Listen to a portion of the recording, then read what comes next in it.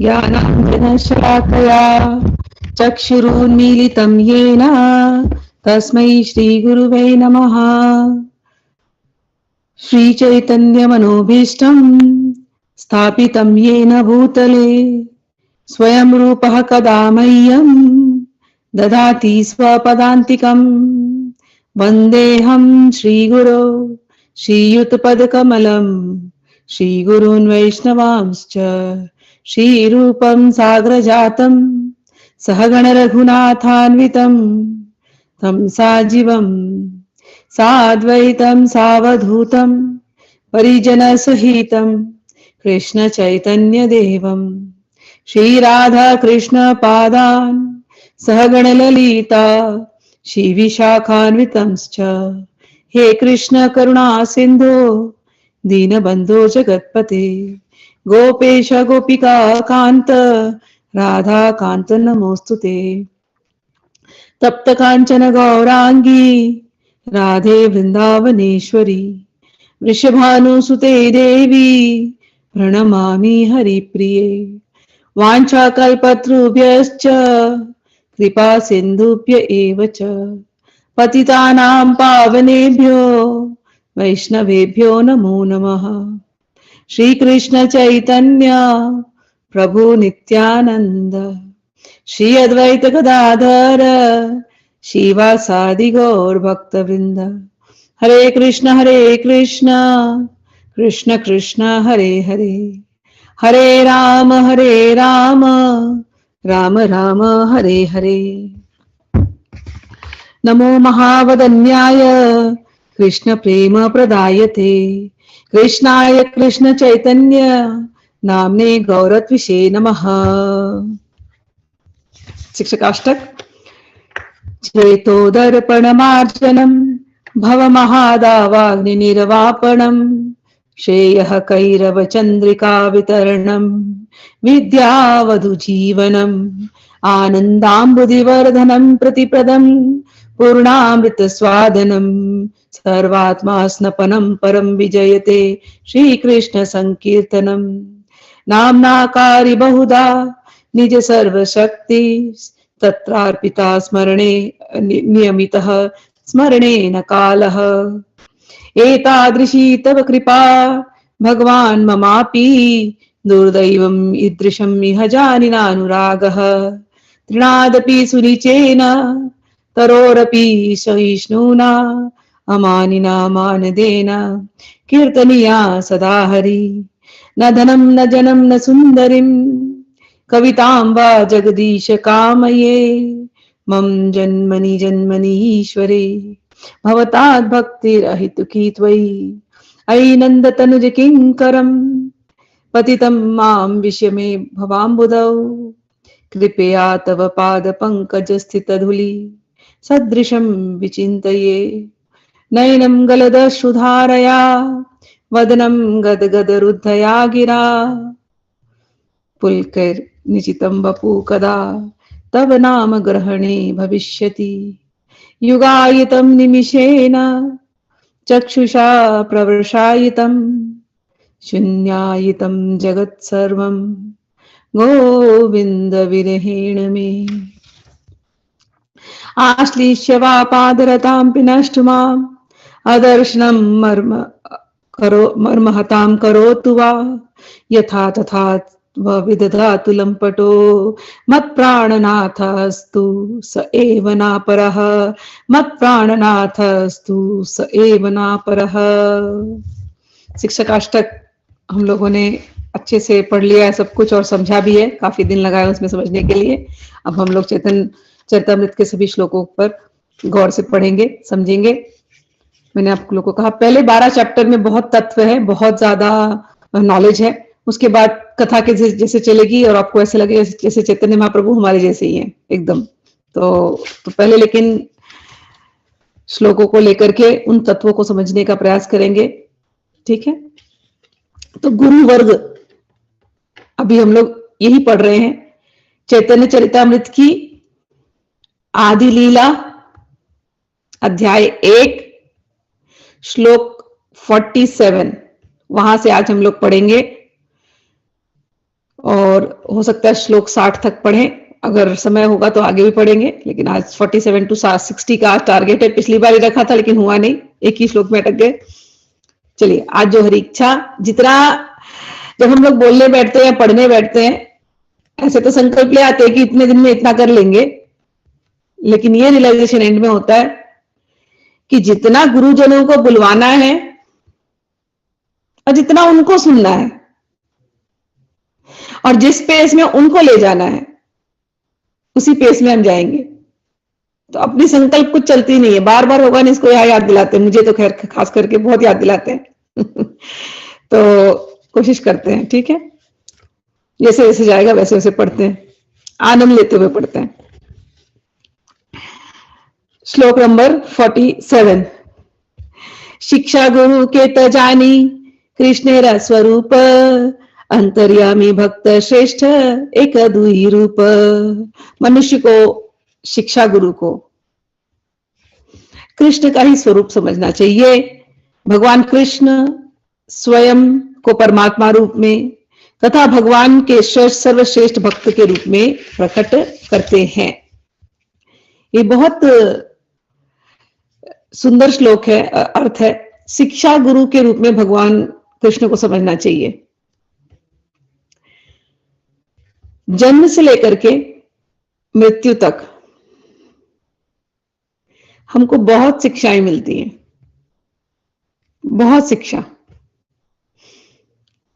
कोई मित्र होता है, हमें लगता है हमारा एकदम परम मित्र है, स्नेही है, बाद में हमें धोखा देके चला जाता है। अब दो रिएक्शन है, मित्र कह रही हूं या रिलेटिव्स कह रही हूं या जो भी जीवन में ऐसी घटनाएं कितनी होती है ना, और जिनको हम अपना समझते हैं, जिनके लिए हमने अपना सब कुछ दिया होता है, अब पता चलता है कुछ दिनों के बाद नहीं, इन्होंने तो हमको वैसा समझा ही नहीं जैसा हम इनको समझ रहे थे, धोखा देके चले गए, पीठ पीछे छुरा भुक करके चले गए। तो नॉर्मल रिएक्शन क्या है? दुखी होना, रोना, उसको उस व्यक्ति के बारे में गलत बोलना, सोचना, ये नॉर्मल रिएक्शन है। लेकिन जब भक्ति के रास्ते चलते हैं और जब गुरुजन ज्ञान देते हैं कि तुम्हारे जीवन में ये घटना घटी, ठीक है, तुम्हें लगता है गलत है, पहले तो ये सब कुछ स्वप्नवत है। जब गुरुजन ऐसा ज्ञान देते हैं स्वप्नवत है, उस समय हमें समझ में नहीं आता कि स्वप्नवत है, केवल शब्द जाते हैं, लेकिन वो हमें सपना दिखाई नहीं देता, वो लगता नहीं, हमें लगता है यही रियलिटी है, यही हमारे जीवन का यथार्थ है, हम दुखी हैं, हम रो रहे हैं। लेकिन गुरुजन ये सिखाते हैं कि उस घटना से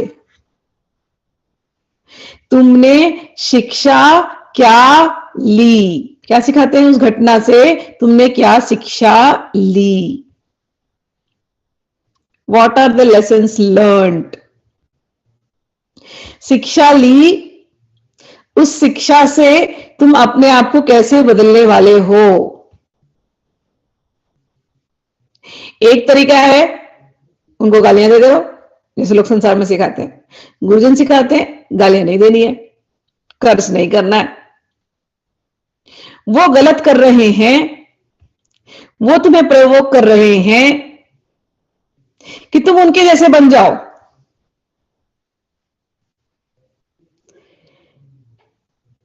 कौवा कौवा ही रहता है और हंस हंस ही रहता है।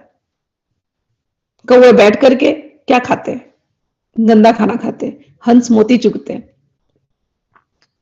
तुम भक्ति के रास्ते चल पड़े हो, तुम संतों के रास्ते चल पड़े हो, तुम गुरुजनों की वाणी रोज सुन रहे हो, तुम परमहंसों की वाणी सुन रहे हो, तुम भगवान की वाणी सुन रहे हो,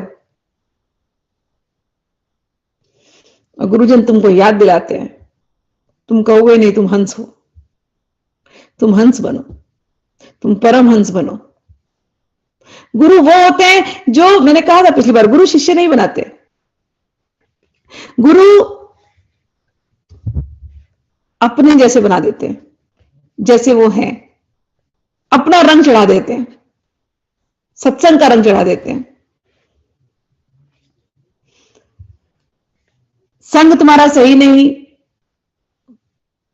तो वही सिचुएशन तुम्हें और गलत काम करने पर प्रेरित करेगा, और अगर संग तुम्हारा सही है तो वही सिचुएशन तुम्हें निखार करके खड़ा कर देगा। हम सबके अंदर अच्छे गुण हैं, सबके अंदर। इवन जो तुम्हारा दुश्मन है उसके अंदर भी अच्छे गुण हैं, लेकिन संग खराब कर देता है। हीरा हो और हीरे के ऊपर गोबर लगा दो, अब वो हीरा गोबर के अंदर छुपा हुआ है तो तुम्हें तो गोबर ही दिखाई देगा ना। वो गोबर हटा दिया तो हीरा हीरा दिखाई देगा। वो गोबर वो संग है, कुसंग। गुरु के पास जब जाते हैं तो गुरु तो पारसमणि जैसा है, लेकिन एक अंतर है गुरु में और पारसमणि में। गुरु पारसमणि जो है, पारस तो लोहे को सोना बनाता है, पारस लोहे को सोना बनाता है। और गुरु क्या करते हैं? गुरु अपने समान बना देते हैं। अपने समान बनाने का अर्थ क्या है?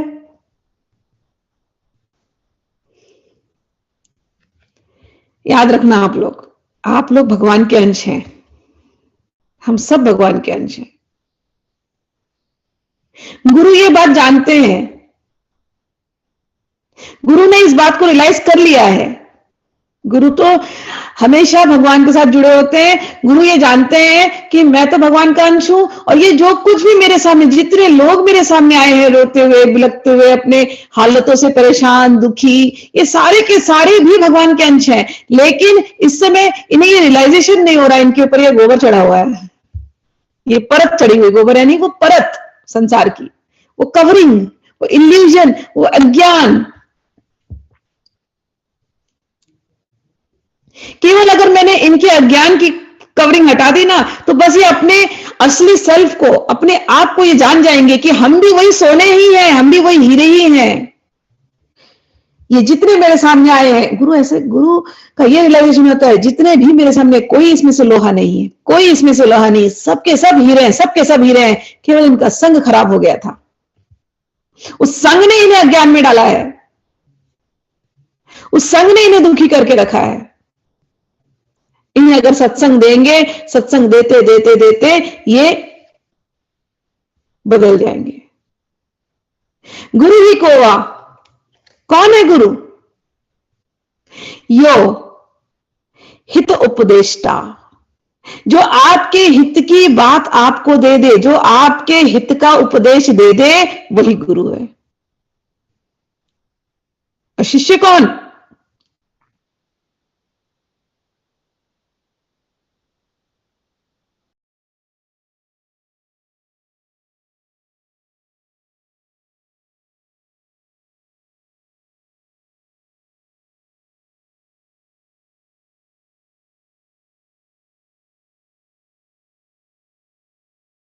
गुरु का सत्संग अपने हृदय में धारण कर लो। और इंटरनेट कनेक्शन अनस्टेबल, फिर से बोलती हूं, let me tell you again, let me know if the signal is good, जो भी देख रहा है। ओके, गुरु यानी गुरु की वाणी, कोई शरीर नहीं। गुरु का सत्संग, गुरु की आज्ञा। हाँ, शिष्य कौन? शिष्य ही कोवा गुरु भक्त एवं, जो गुरु का भक्त है। अब गुरु का भक्त यानी ये नहीं कि गुरु को चाहिए कि गुरु ये नहीं चाहते कि आप मेरी तस्वीर लगा दो। गुरु शरीर नहीं पुजवाते, सच बोलती हूँ। सच्ची गुरु जो होते हैं उनको शरीर पुजवाने से कोई लेना देना नहीं। तुम उनकी तस्वीर लगा दो, फिर उनके नाम का माला चढ़ाओ, फिर उनको अगरबत्ती जलाओ, फिर उनको दिया जलाओ, गुरु को इससे क्या लेना देना? गुरु को, गुरु तुम्हें जो सीख दे रहे हैं, उस सीख को, उस टीचिंग को तुम अपने जीवन में उतार करके अपने आप को सुधार लो, अपने आप को रियलाइज कर लो। गुरु, मैंने कहा, गुरु वो है जो अपनी जैसे बना दे। जब तुम गुरु जैसे बन जाओगे, हो गई गुरु भक्ति। गुरु को तुम्हारे लड्डू पेड़े तुम चढ़ा रहे हो, कि तुम उनको गिफ्ट दे रहे हो, कि अगर गुरु का सच में ये सब में ध्यान है तो गुरु गुरु नहीं है। सीख शाखा सुत को तर से परम तत्व कैसे परसे। जो लोग शिष्य, फॉलोवर्स, गिफ्ट वित्त शाखा सुत को तरसे, परम तत्व वो कैसे परसे। वो कैसे परम तत्व देंगे? गुरु, मैंने कहा ना, वो अपने आप जैसा बना देते हैं। पारस लोहे को सोना बनाता है, गुरु अपने आप जैसे बनाते हैं। गुरु रियलाइज्ड है, सेल्फ रियलाइज्ड है, वो अपने शिष्य को भी सत्संग देकर देकर देकर देकर उसको भी सेल्फ रियलाइज बना देंगे। हाँ, फॉलो करना चाहिए वो टीचिंग्स, अपना दिमाग ज्यादा नहीं लगाना चाहिए, सही जगह पे दिमाग लगाना चाहिए, ठीक है ना।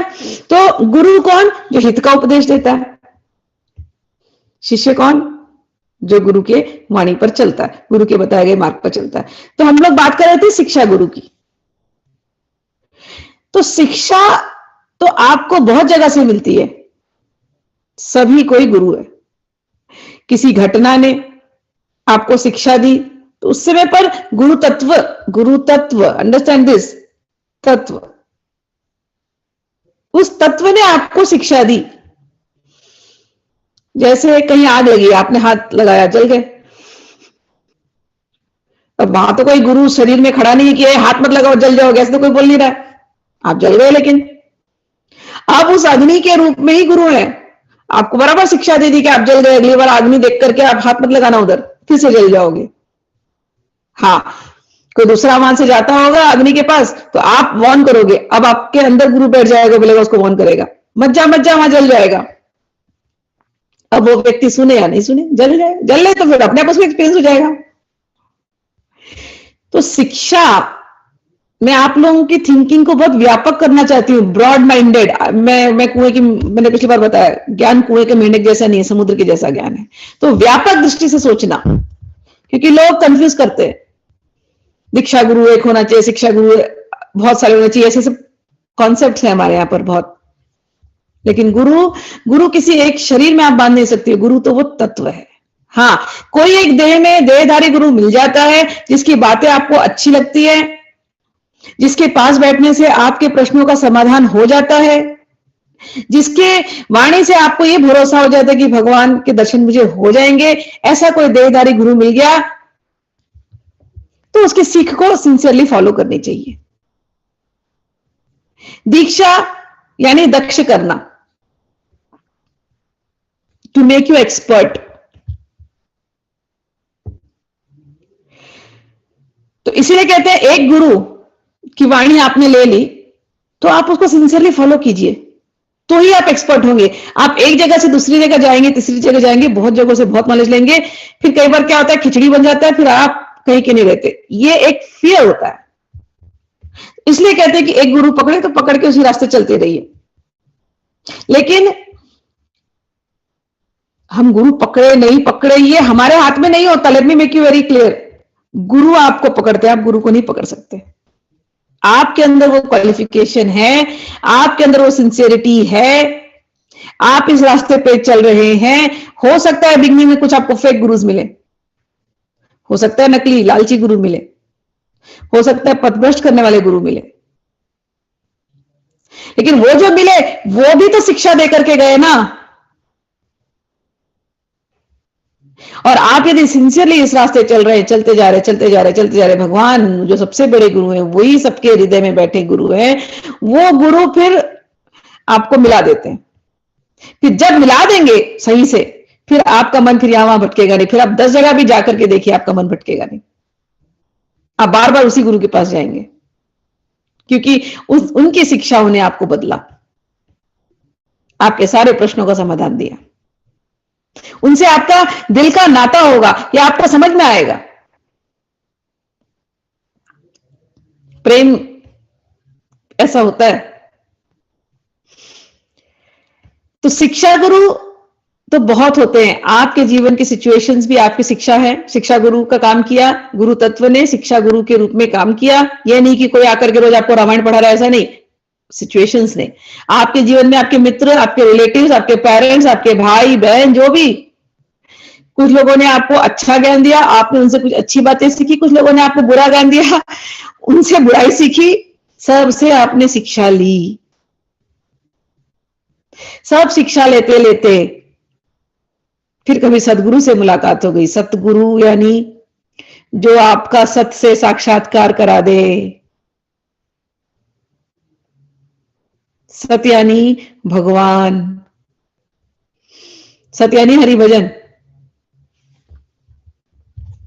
उमा कहूं मैं अनुभव अपना, सत हरि भजन जगत सब सपना।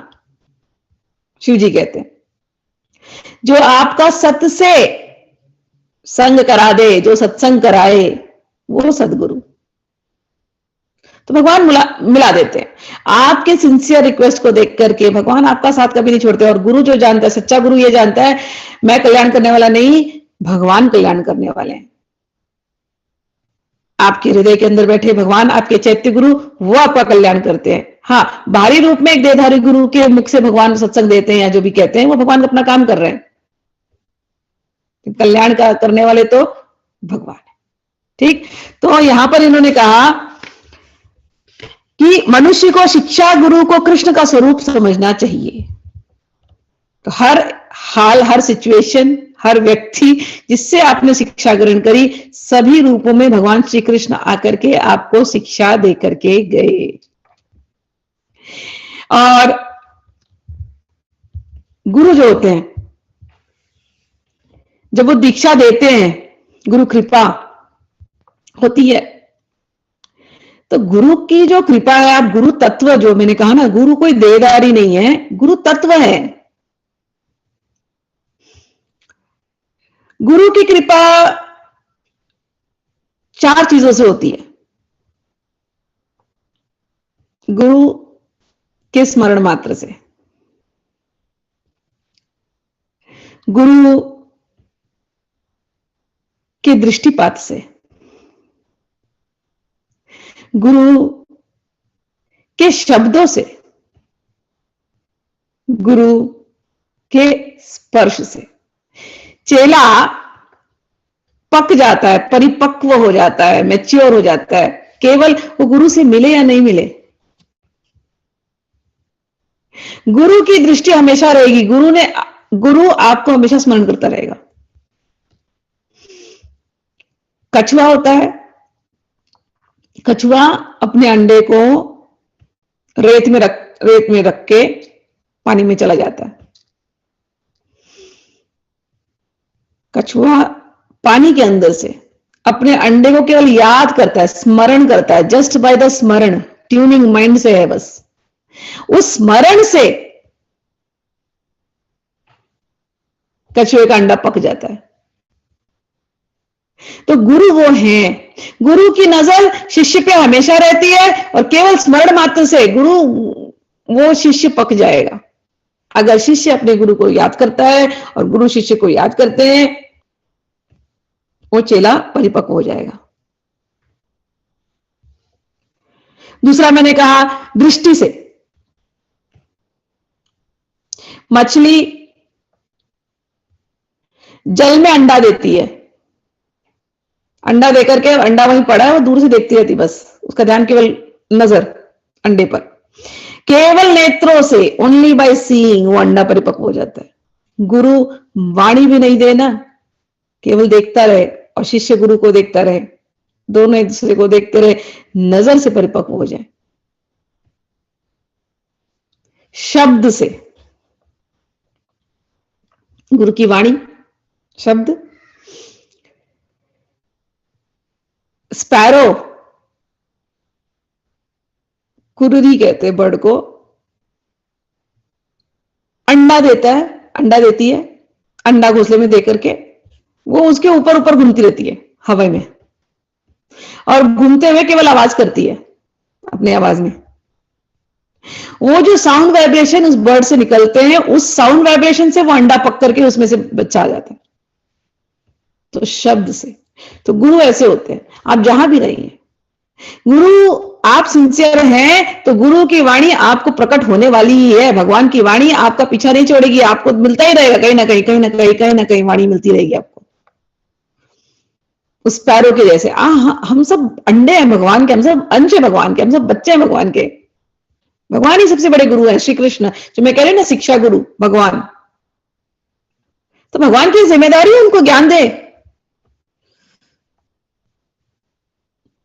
तो ये एग्जाम्पल्स में लेकर के आपको बता रही हूं, जब भगवान कछुए के रूप में आकर के इस प्रकार से अपने अंडे को परिपक्व कर रहे हैं, चाहे मछली रूप में आकर के भगवान अपने अंडे को परिपक्व कर रहे हैं, स्पैरो के रूप में आकर अंडे को परिपक्व कर रहे हैं, तो हमको क्यों नहीं परिपक्व करेंगे? हम भी तो उन्हीं के अंश हैं। तो भगवान स्मरण से गुरु रूप में, भगवान और गुरु में कोई अंतर नहीं। अंडरस्टैंड दिस, आचार्य माम भी जाने आती, इस प्रिंसिपल को बैठा लो दिमाग के अंदर। इनको, आचार्य को कृष्ण का स्वरूप समझना, इनको कोई भौतिक देह नहीं समझना। ये भगवान के शब्द हैं, I am not saying it. Shrimad Bhagavat का 11वां स्कंद में भगवान उद्धव को समझा रहे हैं, आचार्य को मेरा स्वरूप समझना, इसमें मर्त्य बुद्धि मत रखना, मृत्यु बुद्धि, इनको भौतिक देह नहीं समझना, इनसे जलन मत करना, इनकी अवज्ञा मत करना। तो गुरु और भगवान एक ही है। और ये कैसे कृपा कर सकते हैं? मैंने अभी सिखाया, स्मरण मात्र से, दृष्टिपात से, वाणी से, और चौथा होता है स्पर्श से। मोरनी अंडा देती है, अंडा देकर के अंडे के ऊपर बैठी रहती है, उसके स्पर्श से वो अंडा परिपक्व होता है। ऐसे ही गुरु के पास अगर रहने का मौका मिल गया, गुरु का स्पर्श मिल गया, गुरु के हाथ आपके चरणों शीश पे पड़ गए, तो आपकी कृपा हो जाएगी। लेकिन मैंने फिर से समझाया, उसी के पर कृपा होती है। कौन है गुरु भक्त? शिष्य कौन है? गुरु भक्त एव, जो गुरु की वाणी को सुन रहा है, सत्संग कर रहा है, उसके ऊपर कृपा होती है। एकनाथ जी अपने गुरु के पास थे। यूजुअली लोग पहले तीर्थों पर जाते हैं, फिर उपासना करते हैं, फिर उन्हें ज्ञान मिलता है। नॉर्मली यही तरीका है, हम तीर्थ पे जाएंगे, वहां पर पूजा पाठ करते हैं, वहां कोई सत्संग हो जाता है, हमें ज्ञान मिलता है, हम वापस आते हैं। एकनाथ जी के पास साथ उल्टा था, वो अपने गुरु के पास थे पैठण में, और वहां पहले उन्होंने ज्ञान लिया, गुरु की उपासना की।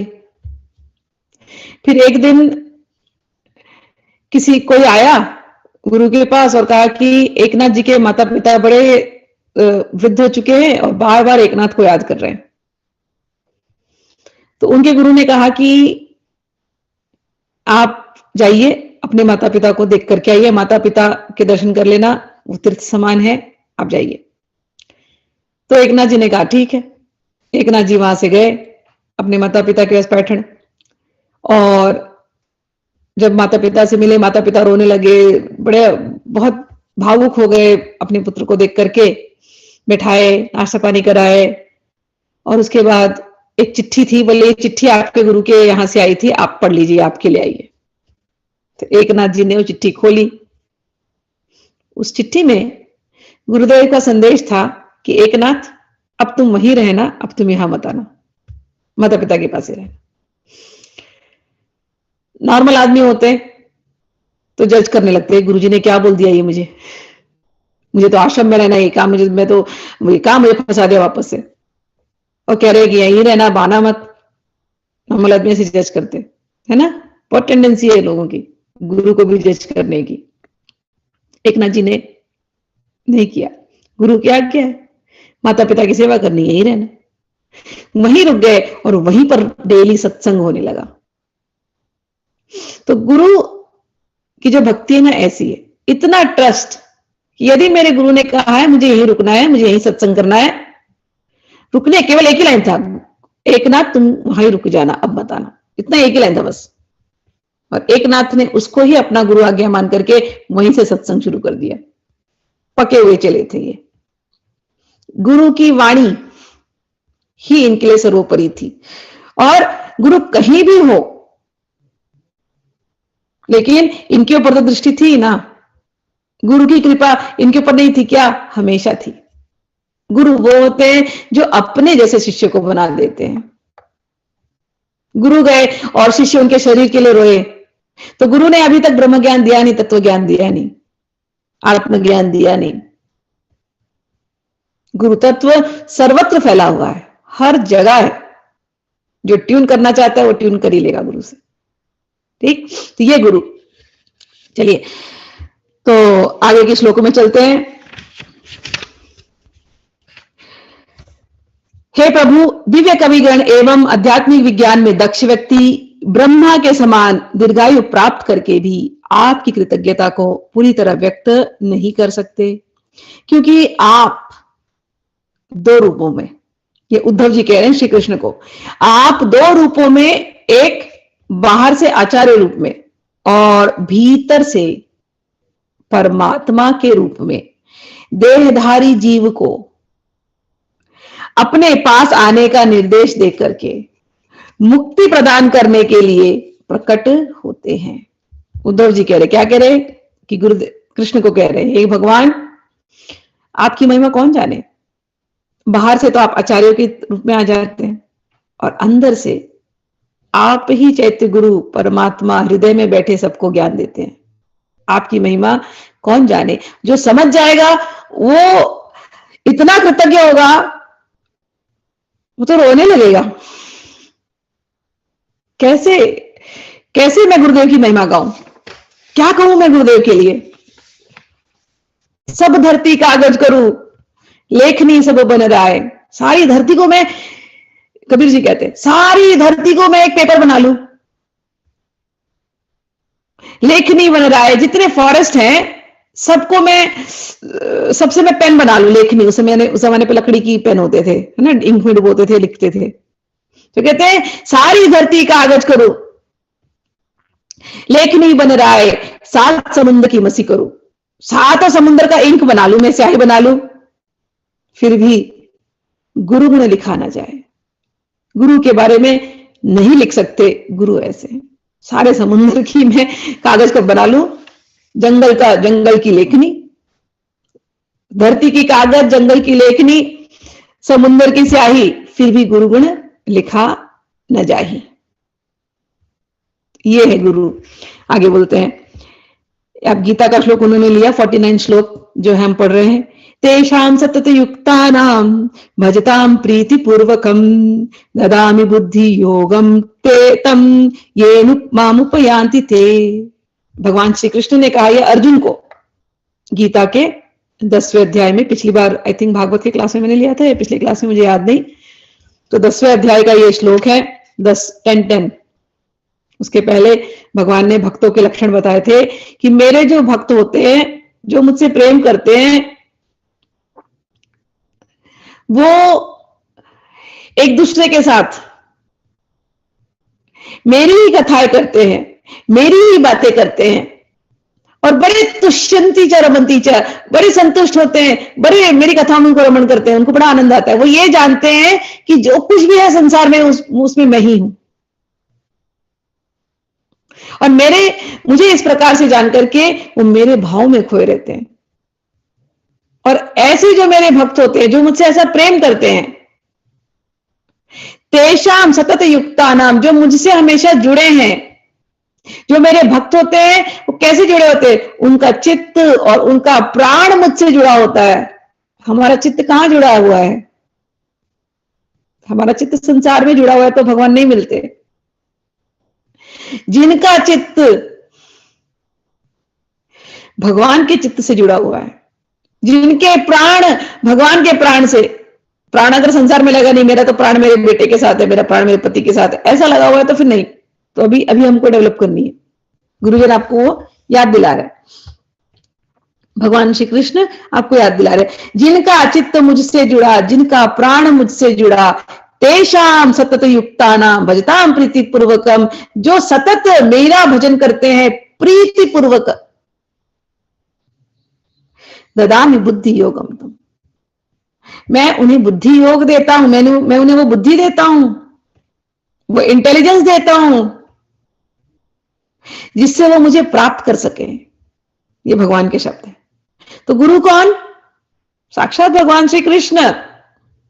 एक बाहरी रूप में, आचार्य रूप में उद्धव जी कह रहे हैं, और दूसरा आपके हृदय में बैठे हुए गुरु साक्षात भगवान कृष्ण। वही बुद्धि योग देते हैं उन तक पहुंचने के। आगे लिखते हैं, पूर्ण पुरुषोत्तम, श्लोक नंबर 50, पूर्ण पुरुषोत्तम भगवान ने ब्रह्मा को शिक्षा दी और उन्हें स्वरूप सिद्ध बनाया। ब्रह्मा जी ने ये जो वेद लिखे, बोले, कहां से आया वेद? किसने दिया शिक्षा? ब्रह्मा तक को भगवान ने ही शिक्षा दिया है। भगवान के बिना कुछ नहीं। भगवान वेद स्वरूप है। भगवान ही वेद लिखने वाले, भगवान ही वेद व्यास बनकर के वेद को कंपाइल करने वाले। और वेदों से जिनको जाना जाता है, वेदांत जिसको कहते हैं, वेद का अंत, निष्कर्ष, फाइनल कंक्लूजन, वो भी भगवान साक्षात श्री कृष्ण। गीता में आता है श्लोक। तो सारा ज्ञान देने वाले कौन? भगवान। ब्रह्मा तक को ज्ञान देने वाले कौन? भगवान। जो सच्चे देहधारी आचार्य होते हैं, जो सच्चे गुरु होते हैं, वो इस बात को जानते हैं और अपने शिष्यों के नेत्रों को खोलते हैं। वो अपने देह पुजवाने में उनको इंटरेस्ट नहीं होता। वो यही सिखाते हैं कि गीता में भगवान ने क्या कहा, जिस रास्ते हम चल रहे हैं तुम उस रास्ते चलो, भगवान को याद करो, भगवान की कथाएं करो, सत्संग करो, तुम्हें भगवान स्मरण हो आएंगे। भगवान को प्राप्त नहीं करना पड़ता, भगवान प्राप्त हैं, तुम भूल गए हो, इसीलिए सत्संग करना है। ठीक। ज्ञानम परम गुह्यम में यद विज्ञानम समन्वितम सरस्यम तदंगम च गृहाणा गदितम मया। मैं जो तुमसे कहूंगा उससे ध्यानपूर्वक सुनो, क्योंकि मेरे विषय में जो दिव्य ज्ञान है वह न केवल वैज्ञानिक है अपितु रहस्यों से परिपूर्ण है। भगवान श्री कृष्ण ये कहते हैं कि मेरा जो ज्ञान है, जो मैं दे रहा हूं गीता में, वो प्योर साइंटिफिक ज्ञान है, वैज्ञानिक। कोई भावना में ऐसे वैसे नहीं बोले। भगवान बोल रहे हैं, भगवान बोलेंगे तो कैसा होगा सोचो। जिन्होंने ब्रह्मा को ज्ञान दिया, जिनसे सारा ज्ञान हम लेते हैं, वो भगवान अपने मुख से ज्ञान देंगे गीता में 700 श्लोकों में, तो वो कितना उच्च होगा हम अनुमान भी नहीं लगा सकते। और कई बार जब लोगों को कहते हैं गीता पढ़ो, तो वो गीता को नहीं पढ़ना चाहते, वो कुछ और पढ़ेंगे लेकिन गीता नहीं पढ़ेंगे। भगवान कहते हैं, भगवान के शब्द, भगवान बोलते हैं इतना वैज्ञानिक है ज्ञान जो मैं दे रहा हूं, और वैज्ञानिक ही नहीं है, इसमें इतने रहस्य छुपे हुए हैं। तो वो भी एक कारण है कि लोगों को नहीं इंटरेस्ट आता, क्योंकि रहस्य छुपे हुए हैं। वो रहस्य समझाने के लिए गुरु चाहिए,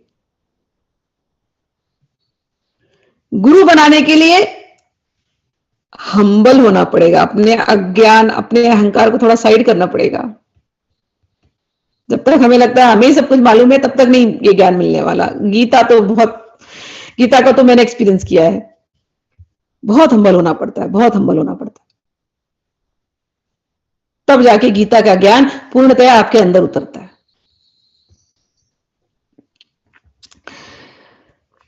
अब भगवान जो ज्ञान ब्रह्मा जी को दे रहे हैं, चतुश्लोकी श्रीमद् भागवत, उनके 4 श्लोक लिए गए हैं यहाँ पर।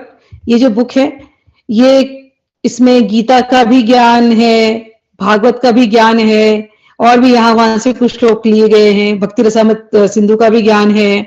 तो इसलिए लोग जब आप इस्कॉन वगैरह जाओगे तो लोग कहते हैं कि चैतन्य चरितामृत पढ़ने के पहले एक बार गीता पढ़ लेनी चाहिए, एक बार भागवत पढ़ लेनी चाहिए। ये नॉर्मल रिकमेंडेशन है, क्योंकि एक बार आपने वो सब पढ़ी है तो ये सब आसान हो जाता है। अब जैसे मैंने तेजसाम सततिप्तानाम बोला, ये श्लोक जिसने 10.10 पढ़ा है तो उनको इमीडिएटली कनेक्ट होगा, और जिन्होंने नहीं पढ़ा है तो उनको वो कनेक्ट नहीं होगा, अभी पहली बार सुन रहे हैं इसलिए। और वो 10.10 का कनेक्शन उस चैप्टर में जाने के बाद वो पूरे श्लोक एक के पीछे याद आ जाएंगे, उनके भाव। जिन्होंने पढ़ा है, जिन्होंने नहीं पढ़ा वो केवल इतने से में रह जाएंगे। इसीलिए कहते हैं गीता पढ़नी चाहिए पहले। चाहे अभी हम चतुश्लोकी पढ़ रहे हैं, तो चतुश्लोकी सम ऑफ यू हैव अटेंडेड पहले वाले भागवत में, तो आप लोग को कनेक्ट इजी हो जाएगी, थोड़ा समझ में ज्यादा आएगा। इनको नहीं, वो पहली बार सुन रहे हैं, but I will try to explain, ठीक है ना। चतुश्लोकी, ये 4 श्लोक से ही पूरी भागवत आई है।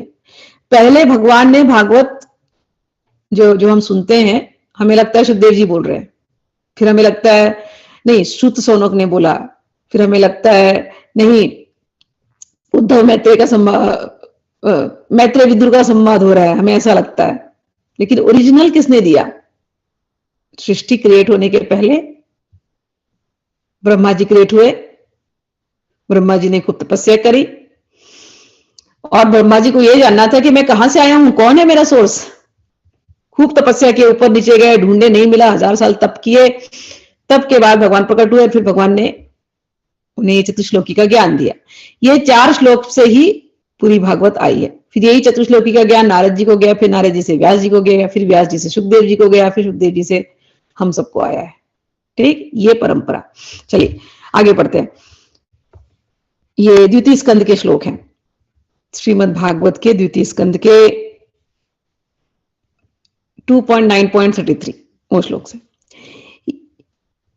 यावनहं यथा भावो यदरूप गुण कर्मकः तथैव तत्त्वविज्ञानम् मस्तु ते मद अनुग्रहात्। मेरी, भगवान श्री कृष्ण कह रहे हैं ब्रह्मा जी से, मेरी अहेतु की कृपा से तुम मेरे व्यक्तित्व, स्वरूप, गुण तथा लीला संबंधी सत्य के बारे में सारा ज्ञान तुम्हें प्राप्त हो जाएगा। कैसे हो जाएगा? मेरी अहेतु की कृपा से। भगवान ब्रह्मा जी को दे रहे हैं, तो क्या हमको नहीं देंगे? अगर ब्रह्मा जी भगवान का अंश है तो हम भी तो अंश है ना। भगवान ने कहा ममे वांछो जीवलोके जीवभूत सनातन, हम भी तो भगवान के अंश है ना। तो क्या भगवान हमें नहीं देंगे? जो ज्ञान ब्रह्मा को दिया है वो सारा ज्ञान हमारे अंदर भी प्रकट हो सकता है ब्रह्मा जी की कृपा से, गुरुजन की कृपा से। भगवान कहते हैं मेरी अहेतु की कृपा से तुम्हें यह समझ में आएगा कि मैं कौन हूं, मेरे क्या गुण हैं। मैंने न जाने कितने अवतार लिए, कितनी लीलाएं की है मैंने, कितने अवतार मेरे होने वाले फ्यूचर में। ये सब बातें तुम्हें समझ में आ जाएंगी मेरी अहेतु की कृपा से। भगवान श्री कृष्ण कहते हैं भगवान की अहेतु की कृपा हम पर कैसे होगी? प्रश्न ये उठता है। भगवान मैं समझ गया, आपकी अहेतु की कृपा से होने वाला, तो आप हम पे अहेतु की कृपा कीजिए। भगवान बोलते मेरी तो है ही, लेकिन तुम लेना नहीं चाहते हो, तुम तो हेतु से मेरे पास आते हो। तुम जिस दिन अहेतु की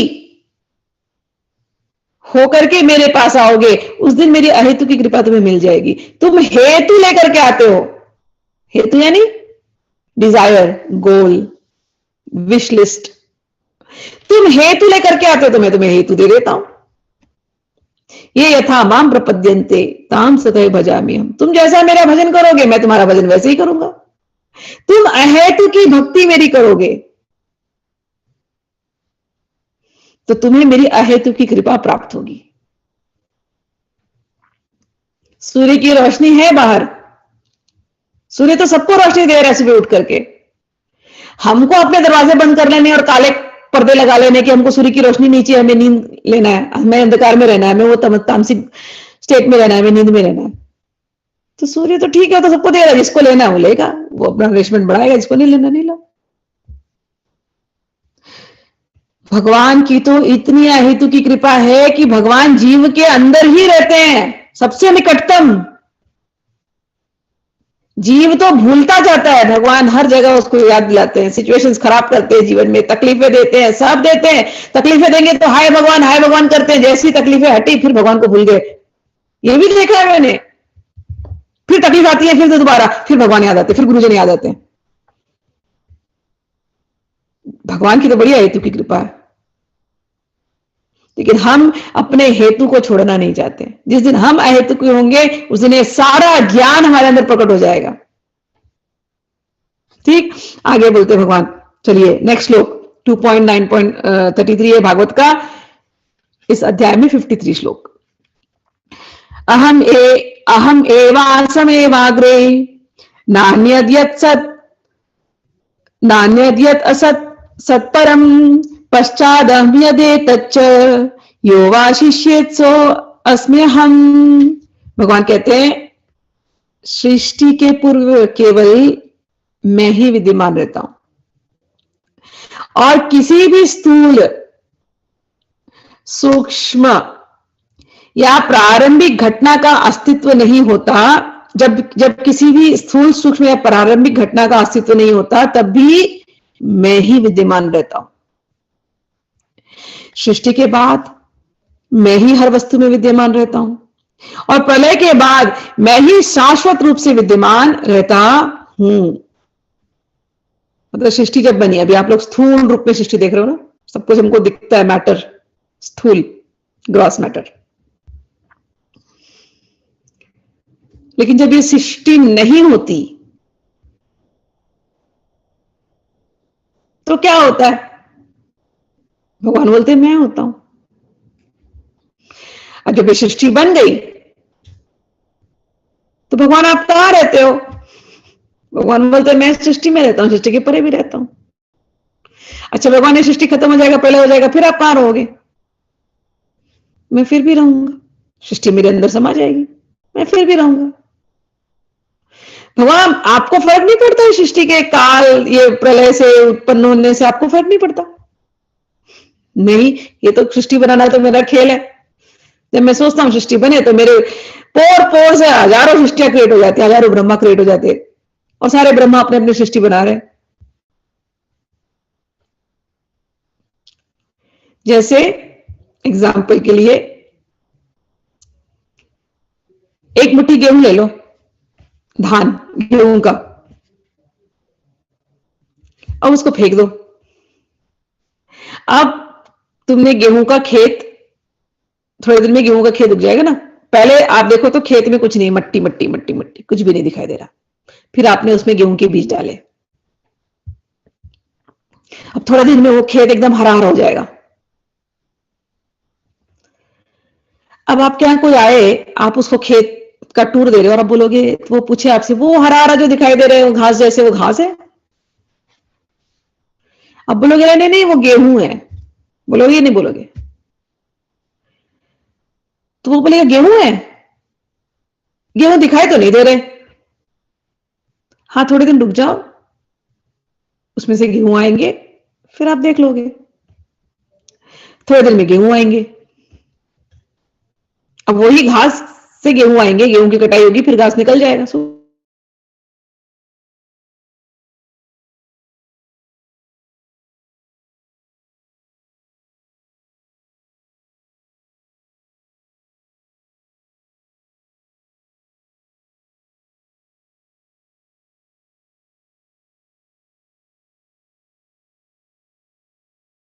गेहूं गेहूं रहेगा, फिर से डाउन, फिर से कहते हो,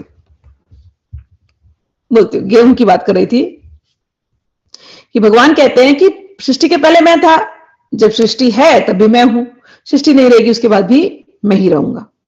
तो उसका एग्जाम्पल दे रही थी कि एक मुट्ठी गेहूं लीजिए और एक खेत में फेंक दीजिए। पहले उस खेत में कुछ नहीं था, फिर थोड़े दिन में ग्रीन ग्रास निकल जाएगी उसमें से। अब कोई पूछे ये घास है, आप बोलोगे नहीं ये गेहूं है। वो बोलेगा गेहूं तो दिखाई नहीं दे रहे। बोलेगा आप रुक जाओ, थोड़े दिन में गेहूं दिखाई देंगे, अलग अलग गेहूं के दाने दिखाई देंगे आपको। थोड़े दिन में गेहूं आएंगे, आप कटाई करेंगे, गेहूं भर भर के आ जाएंगे आपके सामने, और वो खेत फिर से वैसी हो जाएगी जैसे पहले थी, सूख जाएंगे सारे ना उसके जो जो ग्रास थी। तो गेहूं उगने के पहले भी वैसे ही था। गेहूं की गेहूं उसमें थे दाने में, और गेहूं फिर घास बनी तो उसको भी हमने गेहूं कहा। जब गेहूं की घास निकल गई और गेहूं हमारे हाथ में है, फिर भी हमारे हाथ में गेहूं है, फिर वो गेहूं हम खा जाएंगे और कुछ मुट्ठी भर गेहूं हम अपने छुपा करके रख लेंगे कि अगली बार जब हमें फिर से गेहूं उगाना तो ये गेहूं हमारे काम आएंगे। तो इस प्रकार से हम खुद ही अपना क्रिएशन कर रहे हैं ना एवरीडे। तो भगवान कहते हैं ऐसे ही होता है, बस पहले कुछ नहीं होता है, मैं होता हूं, फिर मैं सोचता हूं, फिर मेरे अंदर से सारी सृष्टि का निर्माण होना शुरू हो जाता है। फिर सारे सृष्टि में मैं ही रहता हूं, और जब सब चला जाता है सब मैं वापस अंदर अपने अंदर समा लेता हूं। तो ये इसका कहने का अर्थ है। आगे कहते हैं, नेक्स्ट श्लोक में चलते हैं। ऋते अर्थम यत् प्रतीये न प्रतीये चात्मनि तद्विद्या आत्मनो मायाम यथा भासो यथा तमः। जो कुछ मेरे बिना सत्य प्रतीत होता है वह निश्चित रूप से मेरी भ्रामक माया है, क्योंकि मेरे बिना किसी वस्तु का कोई अस्तित्व नहीं है। यह छाया में असली प्रकाश के प्रतिबिंब जैसा है, क्योंकि प्रकाश में न तो छाया होती है न प्रतिबिंब।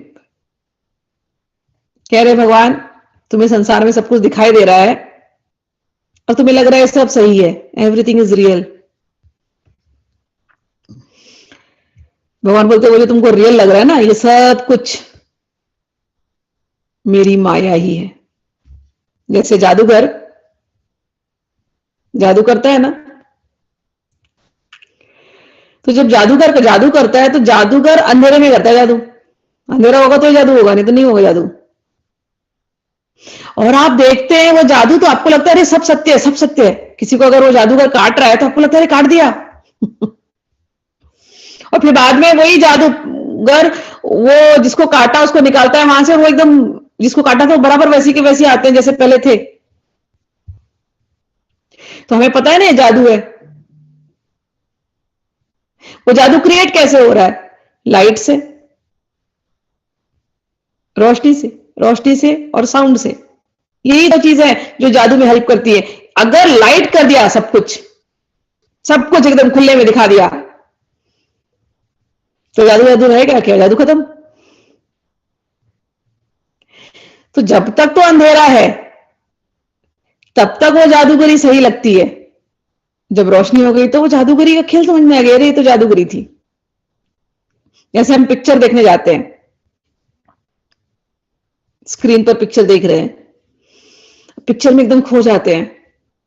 कोई अच्छे रोमांटिक सॉन्ग्स आ रहे हैं, बड़ा अच्छा लग रहा है। फिर देखते हैं रे वो दोनों बिछड़ रहे हैं एक दूसरे से, एक्टर एक्ट्रेस, और उनको सब परेशान कर रहे हैं और रो रहे हैं। तो उनके पहले तो उनके सुख में हमें सुखा रहा था, अब उनके दुख में हमें दुखाने लगता है।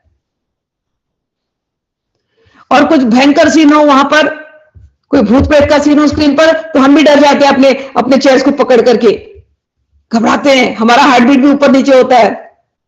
पिक्चर में जो कुछ हो रहा है हमें पता है कि वो पिक्चर है, वो स्क्रीन पर है, हमें पता है ये चीज, बट हर सीन क्या हम रिएक्ट कर रहे हैं।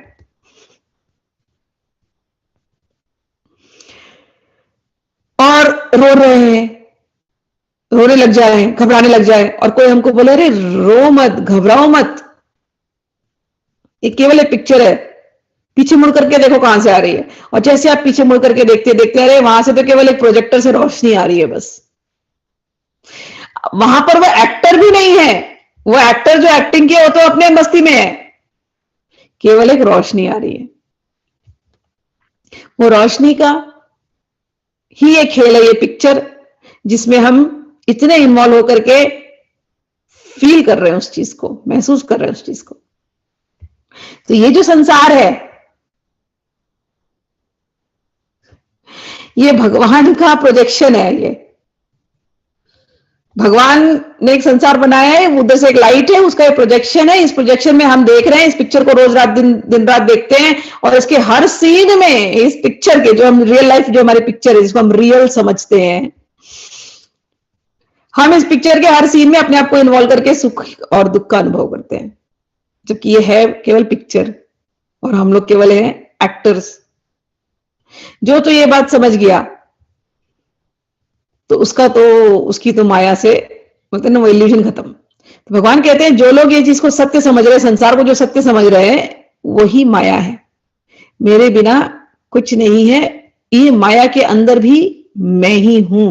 मेरा जिसने दर्शन कर लिया उसकी दृष्टि से तो माया का पर्दा हट गया। अभी जैसे रोज रोज रात होती है, आपके यहाँ रात है, मेरे यहाँ दिन है। अब आपके यहाँ रात है, मेरे यहाँ दिन है, इसका मतलब सूर्य है ना सूर्य? आपको नहीं दिखाई दे रहा है, मुझे दिखाई दे रहा है। अच्छा, सूर्य भी जो अंधेरा हो रहा है आपके यहाँ, चंद्रमा जो रोशनी दे रहा है, वो चंद्रमा रोशनी ले कहां से रहा है? सूर्य की रोशनी ले रहा है और फिर आपको दिखाई दे रहा है वो। तो ये कितना प्रैक्टिकल एग्जाम्पल है ये इल्यूजन का, माया का। एक ही जगह में अंधेरा है, इसी धरती पर एक पार्ट में अंधेरा है, एक पार्ट में इतनी रोशनी है, एक पार्ट में सब सो रहे हैं, एक पार्ट में सब एक्टिव हैं। लेकिन जो इस साइंस को समझ जाएगा कि ये अंधेरा और ये रोशनी करवाने वाला ये सूर्य है, उसका पोजीशन एक ही है, धरती घूम रही है, तो साइंस समझ गया तो जादू खत्म। जो साइंस नहीं समझेगा वो तो ऐसे हक्का बक्का को सुन के, अच्छा आपके यहाँ दिन है, अच्छा आप लोग अभी नाश्ता कर रहे हो, हाँ ओके, ऐसे ऐसा कई बार होता है, लोगों को ऐसा होता है, वीडियो कॉल करो तो बोलते हैं आपके यहाँ दिन है, जरा दिखाओ तो, हमारे यहाँ रात है, हम दिखाते हैं। तो जब तक साइंस समझ में नहीं आती तब तक सब माया है, और जिसको ये स्पिरिचुअल साइंस समझ में आ गई वो माया से परे है। ठीक है, एक और श्लोक लेकर के एंड करते हैं, क्योंकि एक्चुअली 4 श्लोक हैं, लेकिन यथा महांति भूतानि भूतेषु च वचेषु वनु प्रविष्टान्य प्रविष्टानि तथा तेषु न तेष्वहम्। जिस प्रकार भौतिक तत्व सारे जीवों के शरीर में प्रवेश करते हैं फिर भी उनके भी बाहर रहते हैं, उसी तरह मैं सारी भौतिक सृष्टियों में के भीतर विद्यमान रहता हूं, फिर भी मैं उनके भीतर नहीं रहता। एतावदेव जिज्ञास्यम् तत्व जिज्ञासुनात्मनः अन्वय व्यतिरेकाभ्याम यत्स्यात् सर्वत्र सर्वदा। अतएव दिव्य ज्ञान में रुचि रखने वाले व्यक्ति को सर्वव्यापी सत्य को जानने के लिए इसके विषय में सदैव प्रत्यक्ष तथा अप्रत्यक्ष श्रुति से जिज्ञासा करनी चाहिए। इन 2 श्लोकों को कल थोड़ा और एक्सप्लेन करती हूँ। 60 तक मैंने बोला था पढ़ूंगी, पढ़ करके फिर क्लास एंड करती हूँ। चिंतामणि तथा मेरे दीक्षा गुरु सोमगिरी की जय हो, ये बिलो मंगल ठाकुर के कृष्ण कर्णामृत के श्लोक हैं। मेरे शिक्षा गुरु पूर्ण पुरुषोत्तम भगवान की जय हो, जो अपने मुकुट में मोर पंख धारण करते हैं। कल्प वृक्ष तुल्य उनके चरण कमलों की छाया में जय श्री राधा रानी नित्य संगिनी के रूप में दिव्य रस का आस्वादन करती हैं। परमात्मा की उपस्थिति का प्रत्यक्ष अनुभव नहीं किया जा सकता, अतएव वे हमारे समक्ष मुक्त भक्त के रूप में प्रकट होते हैं। ऐसा गुरु साक्षात श्री कृष्ण के अतिरिक्त और कोई अन्य नहीं होता। अतएव बुरी संगत से दूर रहकर केवल भक्तों का संग करना चाहिए। अपने अनुभूत उपदेशों से ऐसे संतजन उस ग्रंथि को काट सकते हैं जो व्यक्ति को भक्ति के प्रतिकूल कार्यों से जोड़ती है।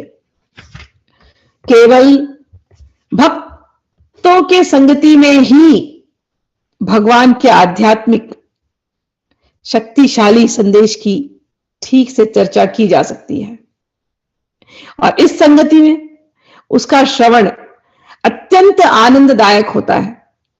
भक्तों से श्रवण करने पर दिव्य अनुभव का यह मार्ग तुरंत खुल जाता है और धीरे धीरे उस ज्ञान में मनुष्य की दृढ़ श्रद्धा उत्पन्न होती है, जो क्रमशः आकर्षण एवं भक्ति में परिणत हो जाती है। इसी के साथ क्लास एंड करते हैं। इन श्लोकों को कल फिर से एक्सप्लेन करूंगी। जय श्री कृष्ण।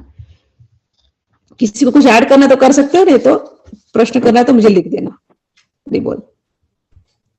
हरि बोल। Thank you. हरि बोल। राधे राधे। हरि बोल। Thank you. हरि बोल। Thank you. Thank you. Hari बोल। जय श्री कृष्ण।